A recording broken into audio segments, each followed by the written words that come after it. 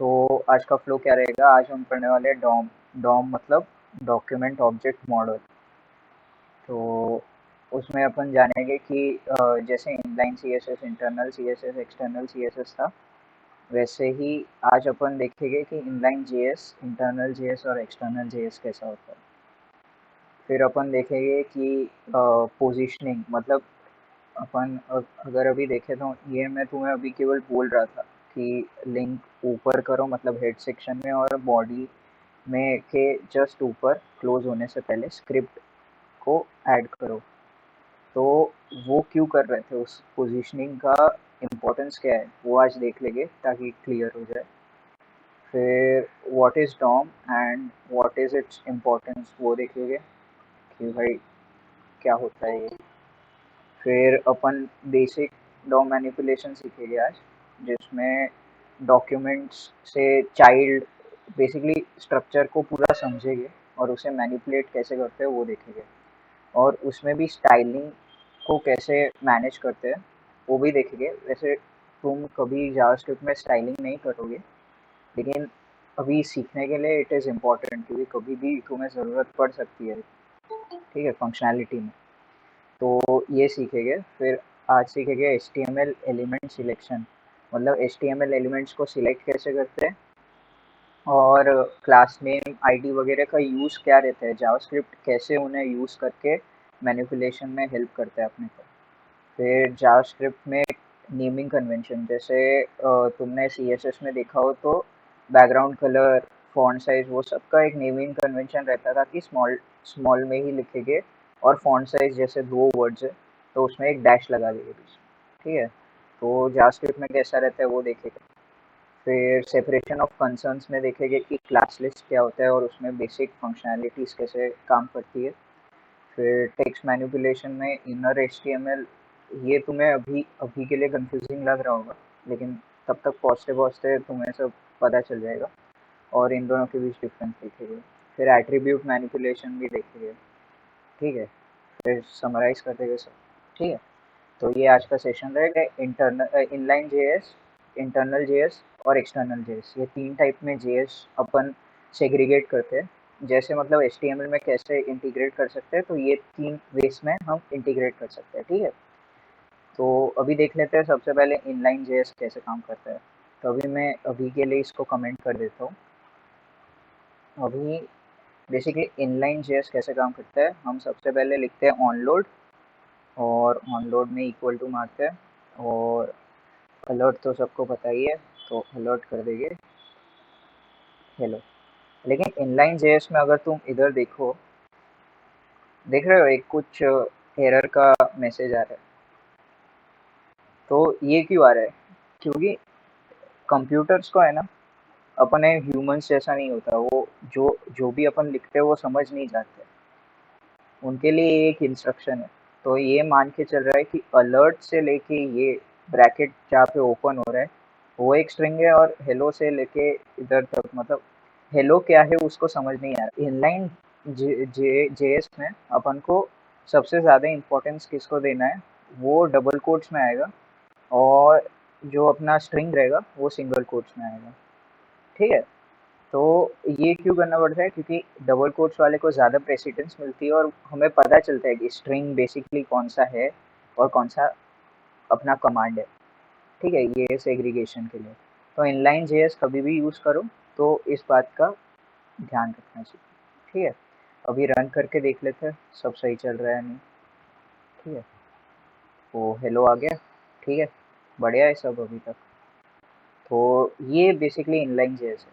तुम कभी भी जावास्क्रिप्ट को इनलाइन करना नहीं चाहिए, लेकिन करना चाहते हो कभी भी, तो ये बेसिकली प्रोसीजर रहता है ऑनलोड, और उसके अंदर जावास्क्रिप्ट कमांड, और सबसे ज़्यादा ध्यान डबल कोट्स का और सिंगल कोट्स का रखना है, ठीक है। तो ये इनलाइन जेएस हो गया। अभी देखते हैं इंटरनल जेएस कैसे काम करता है, ठीक है। तो इंटरनल जेएस में भी ऑलमोस्ट स्टाइल टैग जैसा ही होता है, लेकिन ये बॉडी में लगेगा, ठीक है। तो स्क्रिप्ट में अपन लिखेंगे टाइप जावास्क्रिप्ट। तो स्क्रिप्ट टाइप में लिखो टेक स्लैश जावास्क्रिप्ट, ठीक है, कंसोल डॉट लॉग, और इसमें अलर्ट डालेंगे हेलो। इसमें अगर तुम डबल कोट्स डालोगे तो वो समझ जाएगा, क्योंकि डबल कोट्स वैसे है ही नहीं। तो ये इतना अलर्ट कर देते थे वन, ठीक है। तो ये हो गया।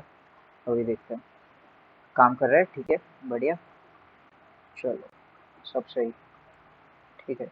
तो ये हो गया इंटरनल जावास्क्रिप्ट, ठीक है। अभी देखते हैं एक्सटर्नल जावास्क्रिप्ट। तो एक्सटर्नल जावास्क्रिप्ट बेसिकली इधर से तुम्हारा इंपॉर्टेंट सारा स्टफ स्टार्ट होता है। तो एक्सटर्नल जावास्क्रिप्ट में क्या करना है, तुम्हें जस्ट बॉडी के क्लोज होने से ऊपर अभी तक जो हम करते आए वही करना है। स्क्रिप्ट एसआरसी लिखो, और एसआरसी में जेएस मतलब जो फोल्डर है, फोल्डर अपना जेएस है, और उसके अंदर स्क्रिप्ट डॉट जेएस। तो ये पाथ हो गया, ठीक है। तो इधर है अपना जेएस, ठीक है। तो अपन वही पाथ इधर डालेंगे। लेकिन मतलब अभी मैं तुम्हें केवल ये रन करके दिखाता हूँ कि कर रहा है या नहीं, ताकि सब क्लियर है, ठीक है। तो ये एक्सटर्नल जावास्क्रिप्ट हो गया, ये ऐसे काम करता है। ऑलमोस्ट सबका वर्जन सेम है, लेकिन हम प्रेसिडेंस एक्सटर्नल जावास्क्रिप्ट को इसीलिए देते हैं ताकि सारी फाइल्स अलग रहे और ऑर्गेनाइज रहे अपना कोड, इसीलिए तो एक्सटर्नल जावास्क्रिप्ट को ही प्रेफर करना है हर बार। अगर कभी बाई चांस तुम्हें बहुत ज़्यादा ज़रूरत है तो ही इनलाइन या इंटरनल करो, ठीक है। तो अभी इसकी पोजीशनिंग क्यों इम्पोर्टेंट है वो देख लेते हैं। तो सेकेंड पॉइंट पे आते हैं, importance of positioning external C S S and J S links in S, ठीक है। अभी मान लो अभी मैं हेड में नहीं कर रहा, ठीक है ये, और मैं इधर प्लेस कर रहा हूँ लिंक, ठीक है। तो क्या गड़बड़ होगी वो मैं तुम्हें दिखाता हूँ, ठीक है। तो अगर मैं इधर हेलो लिख देता हूँ और H1 को बेसिकली स्टाइल दे देता हूँ कलर रेड, ठीक है। तो अभी होगा क्या कि एच टी एम एल है ना, स्टेप बाय स्टेप जाता है। तो सबसे पहले उसने doctype H T M L से क्या किया, डॉक्यूमेंट बना लिया, ठीक है। फिर एच टी एम एल का कोड रन किया, मतलब उसको बेसिकली स्ट्रक्चर बनाना है वो उसे पता चल गया। फिर हेड में जो भी सारी कंटेंट थी वो उसने लोड किया, टाइटल वगैरह सब। फिर बॉडी में गया, बॉडी में H1 हेलो प्रिंट करेगा। फिर स्क्रिप्ट में अपन ने जो भी चीज़ें लिखी है वो होगी रन, और उसके बाद वो स्टाइल लोड करेगा, ठीक है। तो क्या होगा, अभी देखो, अगर तुम देख रहे हो तो इधर हेलो ब्लैक है, ठीक है। लेकिन जब भी जावास्क्रिप्ट कोड को मैं एग्जीक्यूट करूंगा तब भी स्टाइल आएगी, ठीक है। तो बेसिकली हम इसके लिए नहीं करते इसको ऐड, क्योंकि तुम कभी भी नहीं चाहोगे कि स्टाइल एकदम धीरे धीरे लोड हो रही है, तुम्हारा पूरा पेज रेंडर हो रहा है और उसके बाद स्टाइल लोड हो रही है, तो यूजर को लगेगा कि तुम्हारी साइट लैग मार रही है, लेकिन एक्चुअली ये लिंक की गलती है, ठीक है। और अगर वही चीज़ मैं इधर लिख दूँ ऊपर, ठीक है, स्क्रिप्ट को, लेकिन इधर मैं एक चेंज कर रहा हूँ, ये कमांड तुम्हें अभी केवल देख लो अभी के लिए, तुम्हें यूज़ करने की कोई ज़रूरत नहीं है, तुम्हें लॉजिक भी समझ नहीं आ रहा इस कमांड का तो कोई दिक्कत नहीं है, ठीक है। तो डॉक्यूमेंट डॉट क्वेरी सिलेक्टर, और इसमें लिखेंगे H1, और H1 का इनर HTML, मतलब H1 में जो भी कंटेंट है उसको हम रिप्लेस कर देंगे गुड बाय से, ठीक है।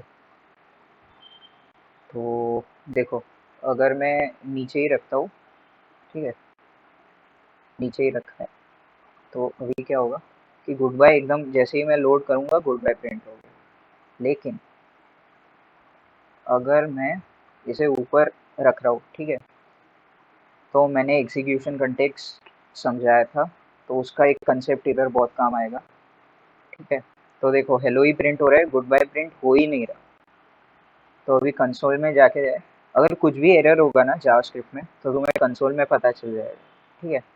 तो uncaught type error, can not set properties of null. तो ये नल क्यों आ रहा है, तो अपन ने बेसिकली एग्जीक्यूशन कॉन्टेक्स्ट में देखा था कि जब जब कोई वेरिएबल को अपन डिक्लेयर कर रहे हैं तब तक जावास्क्रिप्ट उसको अलॉट कर रहा है, ठीक है। तो H1 एक वेरिएबल की तरह है इधर। तो बेसिकली अगर हम जावास्क्रिप्ट को पहले ही लोड कर रहे हैं तो जावास्क्रिप्ट को कुछ h1 का कुछ वैल्यू मिला ही नहीं, h1 कुछ मिला ही नहीं, तो फिर वो उसको रिप्लेस कैसे करेगा? ठीक है, तो इधर वो एच वन का वैल्यू ही नहीं मिल रहा, तो उसे रिप्लेस गुड बाय से कैसे करेगा? तो इसीलिए हम हमेशा जावास्क्रिप्ट को बॉडी के क्लोज होने से जस्ट पहले लिखते हैं, ताकि कंटेंट पूरा लोड हो जाए और फिर अपन जावास्क्रिप्ट को एग्जीक्यूट करें। ठीक है, स्टाइल्स क्यों इधर रहता है? क्योंकि हमें स्टाइलिंग पहले करना है, कभी भी यूजर को ऐसा नहीं लगना चाहिए कि पहले कंटेंट लोड हो रहा है फिर स्टाइल लोड हो रही है, इसीलिए। ठीक है, आई होप अभी तक सबको क्लियर है। बेसिकली कुछ भी ज़्यादा स्टफ एडवांस नहीं था, तो यही सारी कंसेप्ट क्लैरिटी आ गई मुझे लगता है। ठीक है, तो अभी देखते हैं कि अभी मेन पार्ट पे आते हैं कि डॉम होता क्या है और उसका इम्पोर्टेंस क्या है, बेसिकली क्यों डॉम बनाया। तो डॉम बेसिकली होता है कि तुम्हारा जब भी कुछ वेबसाइट लोड हो रहा है, तो ये जो सारा कोड है उसको तुम एक्सेस कैसे कर पाओगे? मतलब जावास्क्रिप्ट को चाहिए क्या कि उसको हर एक एलिमेंट को कैसे मैनिपुलेट करना है, वो हम जावास्क्रिप्ट में सीखते हैं। ठीक है, तो बेसिकली बिहेवियर कैसे दे, हर एक एलिमेंट को एक बिहेवियर कैसे दे, तो उसके लिए हमने डॉम को बनाया। DOM is basically document object model. तो इधर तुम अगर देख रहे हो कि document dot query selector dot inner, तो इसमें ये डॉक्यूमेंट है क्या चीज़? तो अभी अपन देख लेते हैं, कंसोल में आउटपुट करते हैं कि डॉक्यूमेंट है क्या चीज़। तो बेसिकली डॉक्यूमेंट को आउटपुट करते हैं कंसोल में और देख लेते हैं। ठीक है, तो डॉक्यूमेंट बेसिकली क्या है कि ये पूरा डॉक टाइप में तुमने जो भी सारा कंटेंट डाला है ना, वो बेसिकली डॉक्यूमेंट है तुम्हारा।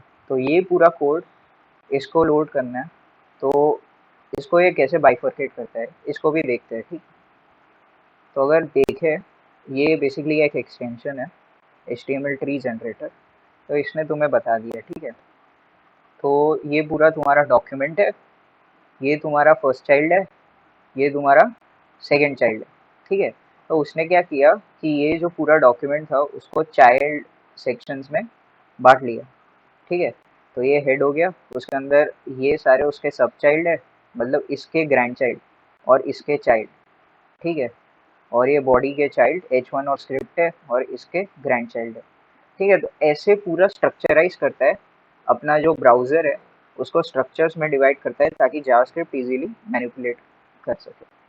ठीक है, तो ये बेसिकली डॉम है, dividing each the entire document into subsequent smaller parts. तो ये बेसिकली डॉम हो गया। ठीक है, और इसका इम्पोर्टेंस क्या है कि तुम इजीली एक्सेस कर सकते हो हर एक चीज़ को, वो अपन देखते हैं कैसे एक्सेस कर सकते हो। ठीक है, तो सबसे पहले अपन बेसिक डॉम मैनिपुलेशन में क्या क्या चीज़ें होती है, तो मैंने तुम्हें समझा दिया डॉक्यूमेंट तो क्या होता है, कि डॉक टाइप से लेके पूरा जो तुम कोड लिख रहे हो वो सारा डॉक्यूमेंट होता है। ठीक है, अभी फर्स्ट एलिमेंट चाइल्ड देखते हैं। ठीक है, तो अगर मैं लिखूँ console log console dot log document dot first element child. ठीक है, तो बेसिकली अगर तुम ट्री स्ट्रक्चर को देखो, तो हम इधर क्या कर रहे हैं, और कंसोल में जाके तुम देखोगे तो HTML प्रिंट होगा। HTML क्यों प्रिंट होगा? क्योंकि डॉक्यूमेंट बेसिकली डॉक टाइप और सब ले रहा था। तुमने अगर ध्यान से देखा हो, अगर मैं डॉक्यूमेंट को आउटपुट करूँ, कंट्रोल डी किया, ये फर्स्ट चाइल्ड हटा दिया। ठीक है, अगर मैं अभी तुम्हें डॉक्यूमेंट आउटपुट करके दूँ, तो डॉक्यूमेंट में पूरा तुम्हारा जो कोड था वो डॉक टाइप से लेके एंड तक आया था, लेकिन इसमें केवल फर्स्ट चाइल्ड मतलब HTML ही आया है, मतलब डॉक्यूमेंट का फर्स्ट चाइल्ड। तो डॉक्यूमेंट का फर्स्ट चाइल्ड HTML होगा, उसके बाद अगर दूसरा फर्स्ट चाइल्ड हमें चाहिए तो हम वो कैसे करते हैं वो भी देख लेते हैं। तो जो HTML का फर्स्ट चाइल्ड है वो कैसे एक्सेस करता है, तो फर्स्ट एलिमेंट चाइल्ड। ठीक है, तो अभी एक डॉट लगा के फर्स्ट एलिमेंट चाइल्ड कर दिया, तो अभी आउटपुट में क्या हो गया, हेड, हेड आ गया। ठीक है, क्योंकि इधर अपन स्ट्रक्चर देखें तो हेड है इसका फर्स्ट चाइल्ड। ठीक है, ये फर्स्ट चाइल्ड हुआ और फर्स्ट चाइल्ड का भी फर्स्ट चाइल्ड हेड। ठीक है, और अगर अपन उसका भी फर्स्ट चाइल्ड निकालते हैं तो क्या आएगा, मेटा टैग आएगा ऑफकोर्स, तुमने स्ट्रक्चर से देख ही लिया होगा। ठीक है, तो ये आ गया, मेटा टैग आ गया। ठीक है, जो सबसे पहला अपना मेटा टैग था वो आउटपुट हो गया। ठीक है, सबसे पहला मेटा टैग। तो ये बेसिकली फर्स्ट एलिमेंट चाइल्ड का इम्पोर्टेंस है। अभी डरो मत, देख लेते हैं अभी धीरे धीरे। ठीक है, अभी मैं तुम्हें लास्ट एलिमेंट चाइल्ड भी एक बार दिखा देता हूँ। तो जैसे अपन ने फर्स्ट एलिमेंट चाइल्ड किया, उसमें अपन लास्ट एलिमेंट चाइल्ड मतलब अपन को अभी बॉडी एक्सेस करना है। ठीक है, तो अपन लास्ट एलिमेंट चाइल्ड पे गए, तो क्या आ गया, बॉडी आ गया। क्योंकि जो HTML है उसका लास्ट चाइल्ड कौन सा है, बॉडी है। तो ये बेसिकली इसीलिए लास्ट एलिमेंट चाइल्ड का ये यूज है। अगर इसका भी लास्ट एलिमेंट मतलब स्क्रिप्ट चाहिए हम, तो इसका भी लास्ट एलिमेंट चाइल्ड अपन ले गए। ठीक है, तो लास्ट एलिमेंट चाइल्ड, तो अभी स्क्रिप्ट आउटपुट हो जाएगा, स्क्रिप्ट आ गया। ठीक है, तो ये बेसिकली यूज है फर्स्ट एलिमेंट चाइल्ड और लास्ट एलिमेंट चाइल्ड, ताकि तुम एक एक एलिमेंट को एक्सेस कर सको। ठीक है, और अभी अपन आगे बढ़ते हैं। तो बेसिकली स्टाइल्स को कैसे अपन यूज कर सकते हैं वो देख लेते हैं। देखो, first element child, last element child और डॉक्यूमेंट। ठीक है, अभी अपन स्टाइल्स को कैसे मैनिपुलेट करते हैं वो देखते हैं। तो अभी कुछ देर पहले मैंने तुम्हें एक क्वेरी सिलेक्टर दिखाया, जिसमें मैं H1 टैग को ले रहा हूँ, और उसका अगर मुझे स्टाइल डॉट, बेसिकली हम अभी तक CSS से रेड कर रहे थे, अगर मैं इसको हटा दूँ और मैं इधर स्टाइल डॉट कलर लिख रहा हूँ।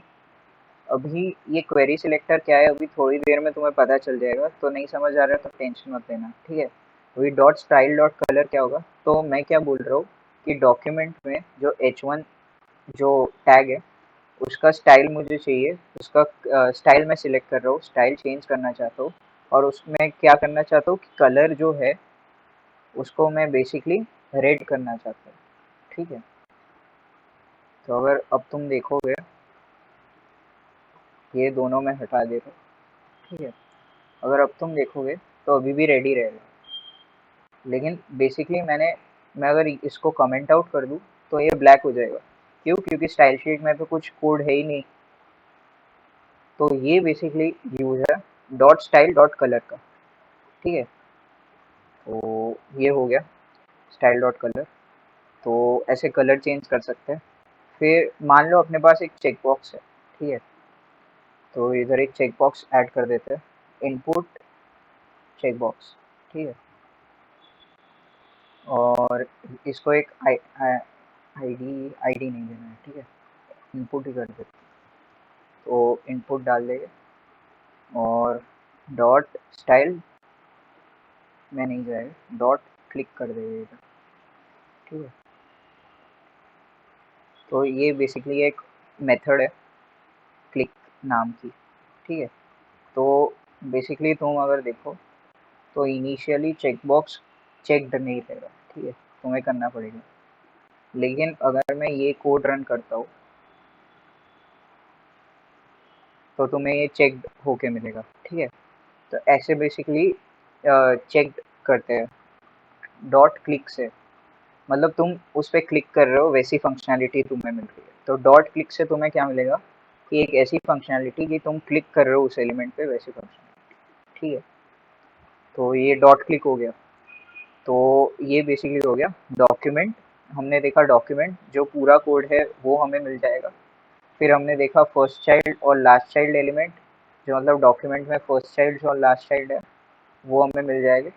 फिर स्टाइल में हमने देखा कि कलर चेंजेस कैसे करते हैं डॉट स्टाइल डॉट कलर से, और उसमें हमने देखा कि चेकबॉक्स में अपन क्लिक कमांड का क्या, क्लिक मेथड का क्या यूज़ है वो हमने देखा।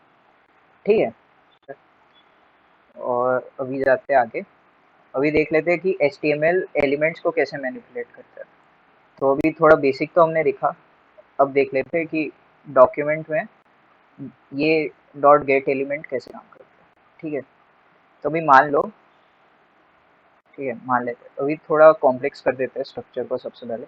तो आईडी से दे देता हूँ मैं चेक, और फिर एक यूएल टैग डाल देता हूँ, और उसमें 3 एल आई एलिमेंट्स डाल देता हूँ। एल आई में क्या करते हैं, एल आई में आइटम वन, ठीक है, item one, item two, item three, ये डाल देते हैं, ठीक है।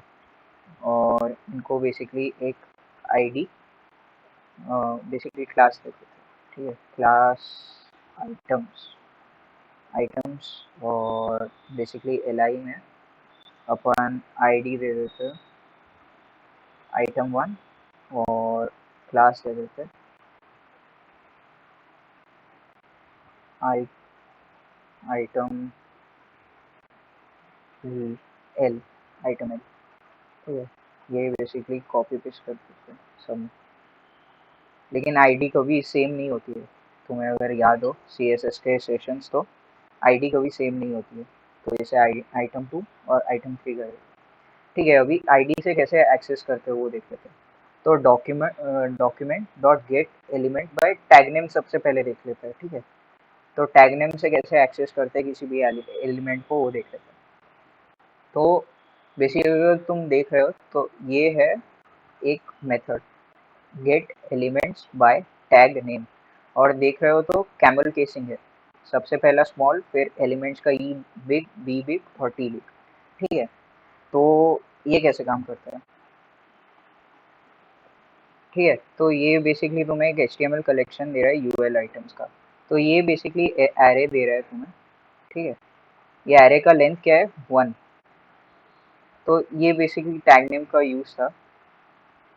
Gate elements bye tag name से क्या होगा कि यूएल के अंदर जितने भी एलिमेंट्स है उसका तुम्हें एरे का लेंथ पता चल जाएगा, और उसके अंदर जो भी आइटम्स है वो बेसिकली तुम्हें मिलेगा, ठीक है। तो अभी अपन देख लेते हैं। इधर ही मैं एल आई करूँ ना, तो एल आई में मतलब जितने भी कंटेंट, जितने भी एल आई टैग के एलिमेंट्स है वो मिल जाएगा। तो इधर कितने एल आई है, 3 एल आई है, ठीक है। तो अभी देख लेते हैं क्या आ रहा है। तो इधर तुम्हें 3 मिल गए, 3 साइज का array, item one, item two, item three, ठीक है। तो ये बेसिकली ऐसे काम करता है। तो जितने भी टैग एल आई है और उनको तुम मैनिपुलेट करना चाहते हो तो गेट बाय टैग नेम से उसको कर सकते हो। अभी अगर मैं सेकेंड एलिमेंट को टारगेट करना चाहता हूँ तो हर बार एरे है ना, तो उसके एलिमेंट को कैसे टारगेट, तो अगर मैं सेकेंड एलिमेंट मतलब ये थर्ड एलिमेंट है तो उसका इंडेक्स टू होगा, है ना। तो ये इसीलिए टारगेट है, आईडी पे आता है, ठीक है। तो कंसोल लॉग करते हैं, अगर gate element by ID, document dot gate element by ID,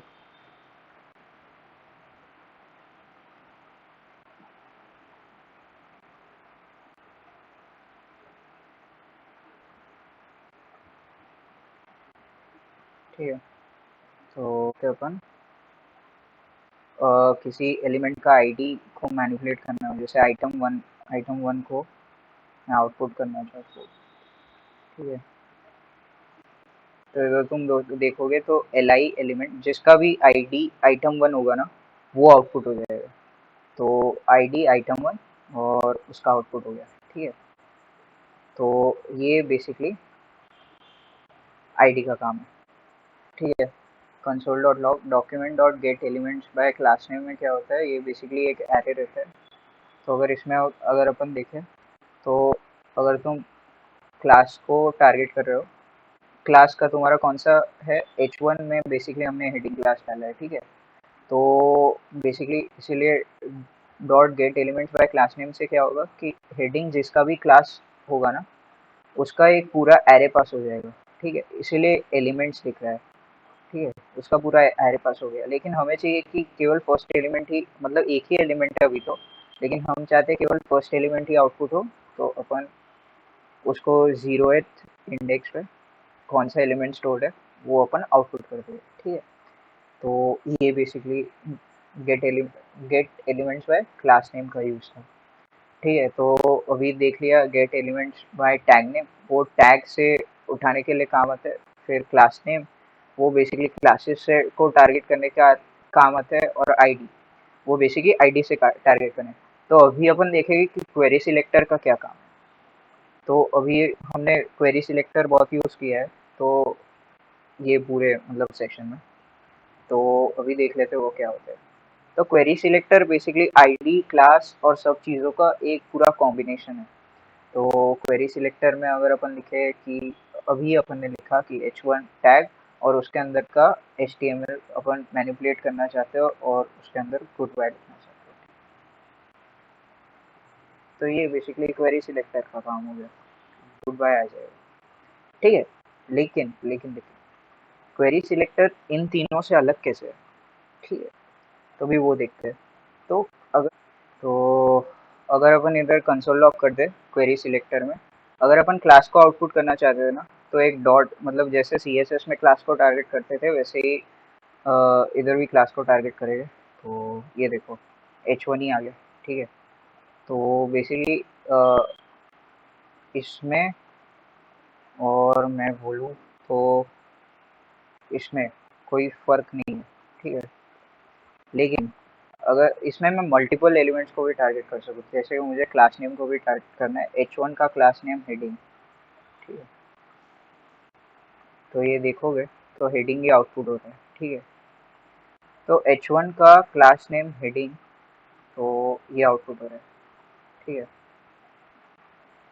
तो बेसिकली इसमें हम क्लास नेम भी कर सकते हैं, और अगर मैं इधर आईडी डाल दूँ एक, वरना यूएल में अगर देखें, यूएल में आइटम्स क्लास है,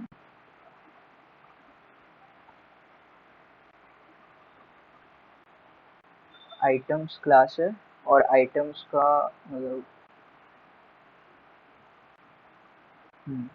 आइटम्स क्लास है, उसका मैं आईडी बेसिकली कौन सा आईडी, आइटम वन आउटपुट करना है। तो ये देखो ये आइटम वन आ गया। ठीक है। तो अगर तुम्हें अगर कोई बाइफरकेटेड हो ना, मतलब अगर तुम्हें सेम ही, हमने पहले स्पेस क्यों नहीं छोड़ा था और अब स्पेस क्यों छोड़ रहे हैं, तो उसका लॉजिक ये है कि यूएल के अंदर हम किसी एलिमेंट को एक्सेस कर रहे हैं जिसका आईडी आइटम वन है, तो हमें वो चाहिए। तो इसलिए हम स्पेस छोड़ के ऐसा लिखते हैं कि भाई इस ये क्लास नेम जो है उसका चाइल्ड एलिमेंट मुझे आउटपुट चाहिए जिसका आईडी आइटम वन हो। लेकिन अगर सेम ही एलिमेंट रहा, जैसे h1 का, अगर आई h1 मतलब कभी मल्टीपल h1 तुम्हें इधर दिख गए, जैसे ये दो h1 हो गए, इसको मैंने क्लास दे दिया हेड वन। ठीक है। लेकिन मैं चाहता हूँ कि मैं हेडिंग वाले को ही एक्सेस करूँ। ठीक है। तो मैं h1 डॉट हेडिंग लिखूंगा, क्योंकि मैं तो देखो इधर हेडिंग वाला ही तुम्हें आएगा। ठीक है। ठीक है। तो ये सिंगल हो गया। सिंगल बेसिकली कैसे हो जाता है, मैं पूरा समराइज कर रहा हूँ। ठीक है। तो क्वेरी सिलेक्टर में सिंगल कैसे लिखते हैं, तो ऐसे लिखते हैं h1। तो कोई सिंगल को टारगेट करना चाहते हो तो h1 आ जाएगा, और जो सबसे ऊपर रहेगा ना वो h1 में उसे ही दिखाएगा। जैसे कि मैं ये कर रहा हूँ, तो देखो अभी हेड वन वाला ऊपर है, तो ये सबसे पहले दिख गया। ठीक है। और अभी तो हेडिंग वाले ही ऊपर था। ठीक है। तो अभी हेडिंग वाले में अगर ये है, ये हायरार्किकल हो गया। ठीक है। हायरार्किकल होता है और एक चाइल्ड होता है। ठीक है। तो बेसिकली अगर सेम एलिमेंट में अपन जो हेडिंग वाला क्लास है उसको एक्सेस करना चाहते हैं, तो ये हायरार्किकल हो गया। ठीक है। और बेसिकली अगर मैं h1 मतलब यूएल में बेसिकली यूएल वाला एग्जांपल अगर मैं, हाँ यही, तो अगर ये यूएल वाले एग्जांपल में जाए तो एक क्लास एलिमेंट है जिसका मैं आईडी आइटम वन सिलेक्ट कर रहा हूँ, तो इसे बोलते हैं हम चाइल्ड, इसे बेसिकली हम बोलते हैं चाइल्ड मैनिपुलेशन। ठीक है। तो इसमें बेसिकली आइटम वन तुम्हें दिख जाएगा। ठीक है। आइटम वन पूरा, क्योंकि ये फर्स्ट है इसलिए यही दिखेगा। ठीक है। तो ये बेसिकली क्वेरी सिलेक्टर हो गया। लेकिन अब मैं चाहता हूँ कि जो सारे हेडिंग एलिमेंट्स है वो मुझे सारे के सारे चाहिए। तुम अभी देखो तो मुझे केवल एक ही दिख रहा है। ठीक है। जो पहला है वो दिख रहा है, लेकिन मुझे चाहिए कि डॉक्यूमेंट में जितने भी h1 एलिमेंट्स है वो सारे दिख जाए। तो उसमें क्या हो जाएगा, query selector all, document dot query selector all. ठीक है, तो अभी तुम देखोगे तो एक तुम्हें एरे दिखेगा, H one dot heading. H one dot heading क्या है, एच वन जिसका क्लास नेम है हेडिंग, और एच वन जिसका क्लास नेम है हेड वन। तो ये दो तुम्हें एरे में दिख जाएगा। ठीक है, लेकिन एक ही को अगर आउटपुट करना चाहते हो, मतलब मैं फर्स्ट हेडिंग को आउटपुट करना चाहता हूँ, तो एरो में लिखोगे 0 और तुम्हें फर्स्ट हेडिंग दिख जाएगा। तो इधर मैं एरे में कर दूँ 1, तो इधर तुम्हें सेकेंड हेडिंग दिख जाएगा। ठीक है, और अभी जावास्क्रिप्ट स्टाइल नेमिंग कन्वेंशन में जाते हैं। तो बेसिकली स्टाइल्स अपन कर तो रहे, लेकिन ये स्टाइल को नेमिंग कैसे मिल रहा है। ठीक है, तो डॉक्यूमेंट डॉट क्वेरी सिलेक्टर का अब तो तुम्हें यूज़ पता चल गया। ठीक है, तो अभी क्वेरी सिलेक्टर डाल देते हैं, उसमें अपन एच वन को टारगेट कर रहे हैं, उसका स्टाइल डॉट कलर। तो ये बेसिकली कलर एक नेमिंग कन्वेंशन के हिसाब से, लेकिन इधर मैं बैकग्राउंड कलर चेंज करना चाहता हूँ, तो लिखूंगा बैकग्राउंड और कलर। बेसिकली तुमने अगर नोटिस किया हो तो हम इसमें कैसे चेंज करते थे, सी एस एस में अपन बैकग्राउंड कलर ऐसे एक डैश के साथ चेंज करते हैं। ठीक है, तो ये बेसिकली कन्वेंशन रहता है, बैकग्राउंड डैश कलर। ठीक है, लेकिन जावास्क्रिप्ट में क्या होता है, केवल वो डैश एक कैमल केस से रिप्लेस हो जाते हैं। ठीक है, तो बैकग्राउंड कैपिटल सी और कलर। तो अगर अभी तुम देखो, तो मैं रेड करता हूँ, तो देख सकते क्या होता है। तो देखो रेड हो गया, क्योंकि एच वन तो ब्लॉक एलिमेंट होता है, तो पूरा ही कवर कर लेगा। तो अगर query selector all H one कर रहे हो, तो तुम्हें इधर एक जीरो एलिमेंट को चाहिए या फर्स्ट एलिमेंट को, वो भी लिखना पड़ेगा। ठीक है, तो इसमें आ गया। ठीक है, तो नीचे वाले में आ गया। तो बेसिकली एरेज रहे तो तुम्हें केवल इसमें यही ध्यान रखना है, ये टैग्स यूज करते वक्त, कि टैग नेम क्या आउटपुट करेगा, ये आउटपुट करेगा एक एरे। क्लास नेम क्या आउटपुट करेगा, ये भी एक एरे करेगा। केवल आईडी जो है वो एक सिंगुलर वैल्यू देगा, क्योंकि आईडी एक ही होगा। और क्वेरी सिलेक्टर में भी सिंगुलर वैल्यू मिलेगी, लेकिन क्वेरी सिलेक्टर ऑल होगा, वो तुम्हें एक एरे देगा। ठीक है, तो ये बेसिकली था। मैंने डॉट क्लिक तो तुम्हें दिखा दिया कैसे काम करता है। ठीक है, तो डॉट क्लिक वही चेक बॉक्स पे क्लिक करने के यूज आता है। ठीक है, अभी आगे जाते हैं। जावास्क्रिप्ट स्टाइल नेमिंग भी हो गया। ये फॉन्ट साइज बेसिकली मैं तुम्हें दिखा देता हूँ, बैकग्राउंड कलर तो दिखा दिया, अभी एक बार फॉन्ट साइज भी देख लेते हैं। ठीक है, तो अगर फॉन्ट साइज को मैं कर दूँ, फॉन्ट साइज को 10 रेम कर दूँ, लेकिन तुम देख रहे होगे मैं सारी वैल्यूज है ना डबल कोट्स के अंदर लिख रहा हूँ जावास्क्रिप्ट में। तो यही बेसिकली अलग चीज़ होती है सी एस एस से। तुम सी एस एस में डायरेक्टली लिख सकते हो, लेकिन जावास्क्रिप्ट में डबल कोट्स के अंदर लिखना होता है। तो देखोगे तो बड़ा हो गया। तो ये फॉन्ट साइज, और अभी एक और बच गया, ये कौन सा बच गया, विजिबिलिटी। तो विजिबिलिटी को अगर हिडन कर दूँ,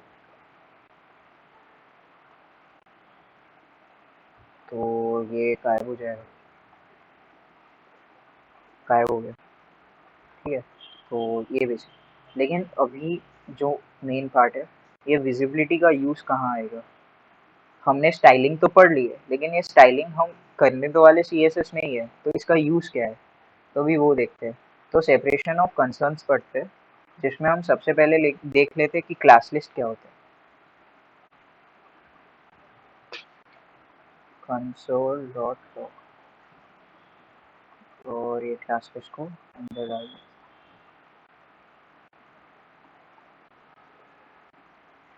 ठीक है, तो तुम देखोगे कि हेडिंग है जिसका लेंथ 1 है, और वो आउटपुट हो रहा है।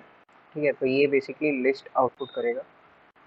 ठीक है, लेकिन अगर मैं चाहता हूँ कि जैसे मैं हेडिंग में एक क्लास ऐड करना चाहता हूँ, ठीक है, ऐड करना चाहता हूँ क्लास को, तो डॉट ऐड यूज़ करें क्लास लिस्ट में, और उसमें एक विजिबिलिटी, अपन बेसिकली क्या क्लास नेम से ऐड करना चाहते हैं वो देख लेते हैं। तो मैं विजिबिलिटी, विजिबिलिटी नहीं, विजिबल नाम से कर देता हूँ, विजिबल। ठीक है, ये क्लास नेम है जो कि इसमें मैं ऐड करना चाहता हूँ, ठीक है। तो अगर अपन विजिबल क्लास को भी डिफाइन कर देते हो कि भाई विजिबिलिटी हिडन हो जानी चाहिए, ठीक है, विजिबिलिटी हिडन हो जानी चाहिए, ठीक है। तो अगर अभी मैं करूँ तो ये गायब हो गया, क्यों? क्योंकि अगर तुम अभी एलिमेंट्स में जाओ तो तुम्हें एक और क्लास एडेड दिखेगी विजिबल नाम की, ठीक है। तो ये बेसिकली क्लास का मतलब ये बेसिकली क्वेरी सिलेक्टर में अपन क्लास लिस्ट करते हैं ना, तो ये बेसिकली तुम्हें सबसे पहला जो H1 होगा वो आउटपुट करके देगा, और उसमें हमने ऐड की एक क्लास विजिबल नाम की, ठीक है। लेकिन अभी मैं चाहता हूँ कि जो विजिबल क्लास है, अभी मैंने मान लो इसमें विजिबल क्लास डिफाइन करके रखी है, ठीक है। अभी मैं चाहता हूँ कि ये विजिबल क्लास जो है वो रिमूव हो जाए, रिमूव, ठीक है। तो अभी देख लेते हैं। तो ये देखो H1 दिखने लगे, हमने बेसिकली हाइड करके रखा है क्योंकि हमने ये क्लास ऐड करके रखी है, लेकिन ये बेसिकली रिमूव कर दिया क्लास। देखा? देखो अभी मैं तुम्हें दिखाता हूँ, एलिमेंट्स में गए तो इधर तुम्हें विजिबल क्लास दिखेगी ही नहीं। तो ये तुम्हें बहुत काम आएगा, तुम ये क्लास लिस्ट में जो भी चेंजेस किए ना, क्लास लिस्ट में रिमूव और ऐड, तो बेसिकली मान लो मुझे क्लिक पे टॉगल करना है, ठीक है। तो मैं इधर एक बटन बना देता हूँ, ठीक है, बटन, और ये बटन को एक क्लास दे देता हूँ btn, और इसमें से ये विजिबल हटा देता हूँ, और इसमें बटन में एक विजिबल क्लास डाल देता हूँ, ठीक है।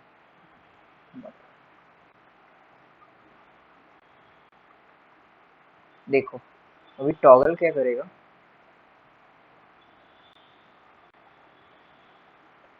टॉगल देखेगा, टॉगल चेक करेगा बटन में, btn जो क्लास रहेगी, बटन में, बटन जो बटन एलिमेंट रहेगा उसमें क्लास लिस्ट में देखेगा, अगर क्लास लिस्ट में अगर विजिबल है, विजिबल ऑलरेडी है, तो वो रिमूव कर देगा वो क्लास, और अगर नहीं है तो वो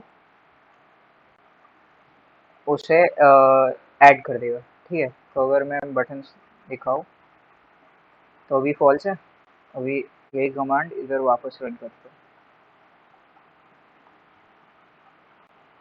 ठीक है। तो देखो गायब हो गया, अभी वही कमांड वापस रन करेंगे तो विजिबल हो गया। तुम इधर भी चेंजेस देख सकते हो, ठीक है। अभी बटन क्लास में देखोगे तो अभी विजिबल क्लास अवेलेबल नहीं है, ठीक है। अभी मैंने जैसे ही किया तो अभी विजिबल क्लास अवेलेबल है, ठीक है। तो अभी अपन टेक्स्ट मैनिपुलेशन देख लेते हैं, ठीक है। अभी केवल दो टॉपिक्स और बचे, एट्रीब्यूट मैनिपुलेशन और टेक्स्ट मैनिपुलेशन, उसके बाद खत्म। फिर तो टेक्स्ट मैनिपुलेशन देख लेते हैं। मान लो, ठीक है, मान लो कि ये जो अभी अपन ने देखा, डॉक्यूमेंट डॉट क्वेरी सिलेक्टर, और इसमें H1 के इनर HTML को अपन गुड बाय से रिप्लेस करने, मतलब हेलो को अपन गुड बाय से रिप्लेस कर रहे हैं, ठीक है। तो ये गुड बाय से रिप्लेस तो हो गया, ठीक है। लेकिन यही काम अपन एक और वे में कर सकते हैं, जो इधर अपन ने लिखा है ना डॉट टेक्स्ट कंटेंट, तो उसे भी अपन कर सकते हैं। तो अगर मैं इधर लिखूँ डॉट टेक्स्ट कंटेंट तो तुम्हें सेम आउटपुट दिखेगा, ठीक है। लेकिन मैं इसको कमेंट कर दूँ तो तुम्हें हेलो ही दिखाने वाला है, ठीक है। तो टेक्स्ट कंटेंट भी ऑलमोस्ट लाइक अ इनर एचटीएमएल काम कर रहा है, लेकिन बेसिकली इनर एचटीएमएल कुछ तो अलग कर रहा होगा, वरना दो टैग की क्या जरूरत है। कभी भी ऐसा कोई भी डेवलपर नहीं करेगा कि दो टैग सेम काम के लिए रखा है। तो इनर एचटीएमएल को अगर मैं दिखाऊँ तुम्हें, तो इनर एचटीएमएल क्या करता है कि H1 अगर वो टारगेट कर रहा है तो उसके अंदर जो भी H1 के अंदर जो भी सब कुछ लिखा है ना HTML में अंदर, वो सब आउटपुट करेगा। जैसे मैं इधर एक स्ट्रॉन्ग कीवर्ड डाल, तो अगर मैं देखूँ स्ट्रॉन्ग कीवर्ड और देखो, तो इनर एचटीएमएल क्या करेगा, अभी मैं कंसोल लॉग कर दूँ इसको, ठीक है, अभी देखते हैं। तो इनर एचटीएमएल क्या करता है, तुमने जो भी कंटेंट उसके अंदर डाला था, जैसे स्ट्रॉन्ग हेलो स्ट्रॉन्ग, तो ये पूरा आउटपुट कर रहा है, ठीक है। लेकिन अगर मैं, तो मतलब अगर ये पूरा आउटपुट कर रहा है तो मैं एक काम भी कर सकता हूँ, ठीक है। तो एक काम और कर सकते हैं कि भाई अगर ये पूरा ही आउटपुट कर रहा है तो अपन उसके टैग्स को भी मैनिपुलेट कर सकते हैं। तो अगर मैं लिख दूँ em/em, ठीक है, तो देखो गुड बाय इटैलिक्स में आ गया, ठीक है। तो इनर एचटीएमएल इसके काम आता है कि पूरा तुम्हारा अंदर जो एचटीएमएल के अंदर भी जो कंटेंट लिखा है उसको भी मैनिपुलेट कर सकता है वो। लेकिन टेक्स्ट कंटेंट अगर इधर टेक्स्ट कंटेंट करेंगे तो ये बंदा नहीं कर पाएगा, क्योंकि अगर मैं तुम्हें दिखाऊं, इधर ही गुड बाय कर पाएगा, ये नहीं कर पाएगा। क्योंकि अगर मैं कंसोल में तुम्हें दिखाऊं टेक्स्ट कंटेंट क्या करेगा, कंसोल में जाके अगर मैं तुम्हें दिखाऊं कि ये क्या कर रहा है, तो ये क्या कर रहा है, ये केवल हेलो पढ़ रहा है। लेकिन हमने तो इधर स्ट्रॉन्ग में भी डाला है ना हेलो, तो वो भी उसको दिखाने चाहिए स्ट्रॉन्ग कीवर्ड, लेकिन ये केवल कंटेंट रीड करता है। इनर एचटीएमएल पूरा टैग भी रीड करता है, तो इसीलिए इनर एचटीएमएल हम ज़्यादा यूज़ करते हैं और काम भी ज़्यादा वही आता है, ठीक है। तो ये हो गया इनर एचटीएमएल और टेक्स्ट कंटेंट, ठीक है। अभी एट्रीब्यूट मैनिपुलेशन में देख लेते हैं। तो एट्रीब्यूट्स बेसिकली होते क्या है, तो अगर तुम कोई लिंक पे, जैसे मैं इधर कोई लिंक डाल दूँ और उधर लिख देता हूँ www.google.com, ठीक है, और इधर टेक्स्ट डाल देता हूँ गूगल, ठीक है। तो ये टैग के नाम के अलावा जो भी कंटेंट टैग के अंदर रहता है ना, तो उसे हम एट्रीब्यूट बोलते हैं। तो इधर href एक एट्रीब्यूट है और google.com जो लिखा है अंदर वो एक वैल्यू है, ठीक है। तो ये है एट्रीब्यूट और ये है वैल्यू। अभी अपन देख लेते हैं कि बेसिकली एट्रीब्यूट को मैनिपुलेट कैसे करते हैं।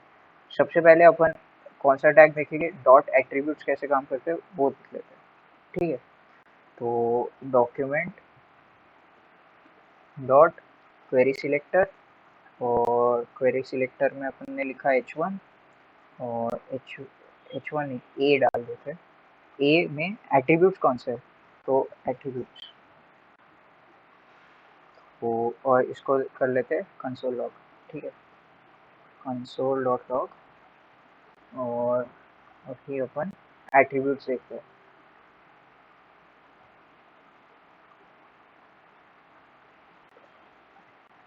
तो अगर तुम देखोगे तो एक href है, तो ये पूरा एरे है जिसमें href एक तुम्हारा एट्रीब्यूट है और उसका लेंथ 1 है, ठीक है। तो href के अलावा और कुछ एट्रीब्यूट नहीं है, एक है। तो ये बेसिकली तुम्हें एट्रीब्यूट्स आउटपुट करके देगा। लेकिन मान लो अभी मुझे मैनिपुलेशन करना है इसमें, तो एक होता है गेट एट्रीब्यूट और दूसरा होता है सेट एट्रीब्यूट, ठीक है। तो अभी देखते हैं डॉट गेट एट्रीब्यूट क्या करता है। तो डॉट गेट एट्रीब्यूट क्या करेगा, उस एट्रीब्यूट की वैल्यू तुम्हें आउटपुट करके देगा। तो मैंने तुम्हें क्या बताया कि अगर टैग नेम के अलावा जो भी कंटेंट रहता है वो दो पार्ट में डिवाइडेड होता है। एक ये जो एट्रीब्यूट है और एक उसका वैल्यू, ठीक है। मैंने रॉन्ग स्पेलिंग लिखा है, गेट एट्रीब्यूट, ठीक है। अभी देखो तो तुम्हें www.google.com आ गया, ठीक है। तो console dot log document dot query selector a और उसके एट्रीब्यूट में एचरेफ को अपन टारगेट कर रहे हो, तो उसका वैल्यू क्या है वो हमें डॉट गेट एट्रीब्यूट आउटपुट करके देगा। लेकिन अगर अपन डॉट सेट एट्रीब्यूट देते हैं, तो डॉट सेट एट्रीब्यूट अपन एचरेफ में, तो ये बेसिकली एचरेफ को तो टारगेट कर रहा है, लेकिन इसमें दो पैरामीटर होते हैं, कि एचरेफ को तुम रिप्लेस किसके साथ करना चाहते हो।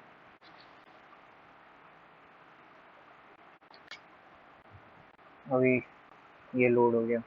गेट एट्रीब्यूट में हमने क्या किया, एक ही पैरामीटर पास किया और उसका वैल्यू मिल गया। तो का एचरेफ के अंदर जो वैल्यू स्टोर होगी वो हमें मिल जाएगी।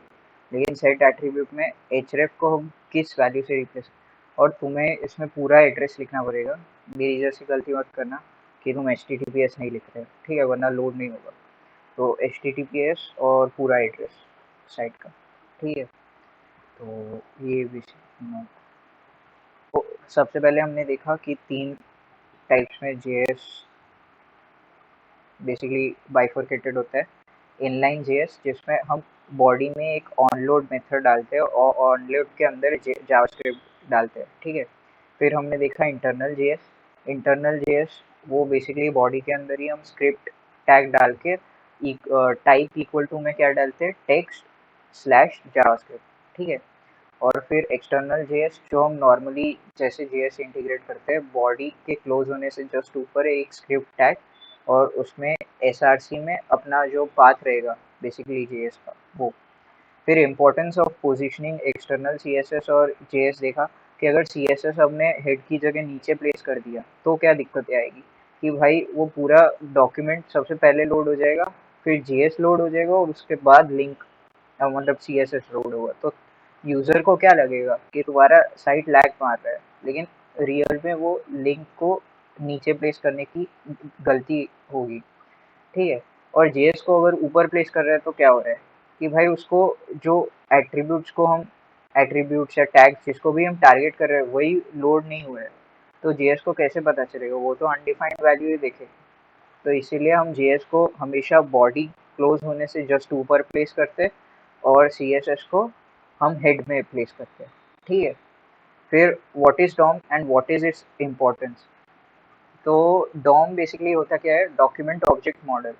तो बेसिकली ब्राउज़र क्या करता है, जावास्क्रिप्ट को इजीली इजी एक्सेस हो सके सारे एलिमेंट्स का, इसीलिए पूरे जितना भी कोड होता है उसको गो थ्रू करता है और पेरेंट एलिमेंट और चाइल्ड एलिमेंट के पूरा स्ट्रक्चर बना के एक उस स्ट्रक्चर के हिसाब से उसे फ्रेम कर देता है पूरे कोड को। तो उसे डॉक्यूमेंट ऑब्जेक्ट मॉडल बोलते हैं। और डॉक्यूमेंट ऑब्जेक्ट मॉडल में डॉक्यूमेंट क्या होता है, तो डॉक्यूमेंट पूरा डॉक टाइप से लेके एंड तक जो भी तुम सारा कोड लिखे हो वो पूरा डॉक्यूमेंट होता है। और डॉक्यूमेंट मतलब फर्स्ट एलिमेंट चाइल्ड क्या होता है, तो डॉक्यूमेंट में अगर हम जाए तो जैसे ये एक डॉक्यूमेंट है, तो इधर अगर मैं आउटपुट करूँ कंसोल में,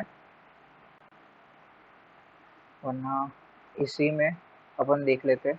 अगर अपने फाइल को ओपन करें और ये मैं एक्सटेंशन ओपन करूँ, तो बेसिकली फर्स्ट चाइल्ड क्या होता है, तो अगर ये पूरा तुम्हारा कोड है तो ये पूरा तुम्हारा डॉक्यूमेंट है, तो उसका फर्स्ट चाइल्ड क्या होगा, HTML होगा। तो ये बेसिकली उसका फर्स्ट चाइल्ड है। और डॉट फर्स्ट चाइल्ड मतलब फर्स्ट चाइल्ड का भी फर्स्ट चाइल्ड क्या होता है, तो वो होता है हेड। ये फर्स्ट चाइल्ड का फर्स्ट चाइल्ड हेड है। तो वैसे तो हम फर्स्ट चाइल्ड करके इधर तक पहुंच सकते हो, इसके आगे नहीं जा पाओ, ठीक है। और अगर तुम्हें लास्ट चाइल्ड चाहिए जैसे बॉडी चाहिए, तो HTML में लास्ट चाइल्ड, तो फर्स्ट चाइल्ड का लास्ट चाइल्ड तुम एक्सेस करोगे, और उसमें अगर लास्ट एलिमेंट चाहिए तो उसका भी लास्ट चाइल्ड एक्सेस करोगे, ठीक है। तो ये फर्स्ट चाइल्ड और लास्ट चाइल्ड का कंसेप्ट है। और स्टाइलिंग बेसिकली कैसे चेंज करते हैं, तुम क्वेरी सिलेक्टर लिखो और उसके बाद डॉट स्टाइल, डॉट तुम्हारा जो भी तुम स्टाइल को कौन सा स्टाइल चेंज करना चाहते हो जैसे कलर बैकग्राउंड कलर, वो तुम ऐड करोगे और इक्वल टू पे डबल कोट्स में तुम जो वैल्यू उसे देना चाहते हो वो करो, ठीक है। और चेकबॉक्स क्लिक, डॉट क्लिक जब हम मेथड किसी चेकबॉक्स में डालते हैं तो वो क्लिक हो जाता है, क्लिक्ड हो जाता है। क्वेरी सिलेक्टर के बाद एक डॉट क्लिक मेथड बोल सकते हैं। तो वो मेथड को हम जब अप्लाई करते हैं तो चेकबॉक्स चेक्ड हो जाता है, या तो हम क्लिकेबल एक्शन परफॉर्म कर सकते हैं, ठीक है। और HTML एलिमेंट सिलेक्शन कैसे होता है, तो डॉक्यूमेंट में हमने देखा document dot gate element by tag name. तो टैग नेमिंग क्या होता है, फिर तुम्हारा जो टैग का जो नाम रहेगा जैसे बटन टैग है, तो बटन उसका टैग नेम है, तो उसे टारगेट करने में हेल्प होती है। क्लास नेम में क्लास का जो नाम रहेगा उससे तुम अगर मैनिपुलेट करना चाहते हो तो क्लास नेम आएगा डॉक्यूमेंट डॉट क्लास नेम, ठीक है। और document dot gate element by ID करोगे तो आईडी को तुम टारगेट कर पाओगे, ठीक है। फिर लेकिन gate elements bye tag name होता है और gate elements bye class name होता है, तो ये दोनों एरे हो गए और ये एक सिंगल एलिमेंट होगा क्योंकि आईडी हमेशा यूनिक होती है। और ये dot gate document dot gate element by query selector होगा। तो बेसिकली उसमें तीन टाइप होते हैं, सिंगल, हायरार्किकल और चाइल्ड। तो बेसिकली सिंगल क्या करता है, ऐसे ही काम करते हैं लेकिन तीनों में से तुम कुछ भी दे दो वो सिंगुलरली उसको कर पाएगा। अगर लेकिन अगर आईडी देना चाहते हो तो एक पाउंड सिंबल लगाओ और क्लास देना चाहते हो तो एक डॉट सिंबल इसमें लगाना पड़ता है। क्लास नेम और आईडी में तुम्हें नहीं लगाना पड़ेगा क्योंकि उसे ही बेसिकली वो टारगेट कर रहा है, ठीक है।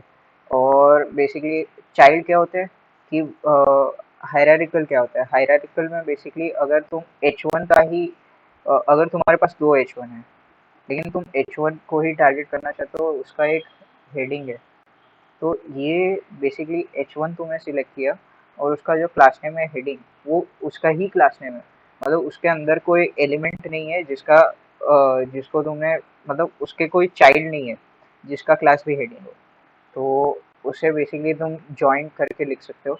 लेकिन अगर H1 के अंदर कोई एलिमेंट है जिसका क्लास नेम हेडिंग है तो उसको तुम ऐसे लिखोगे।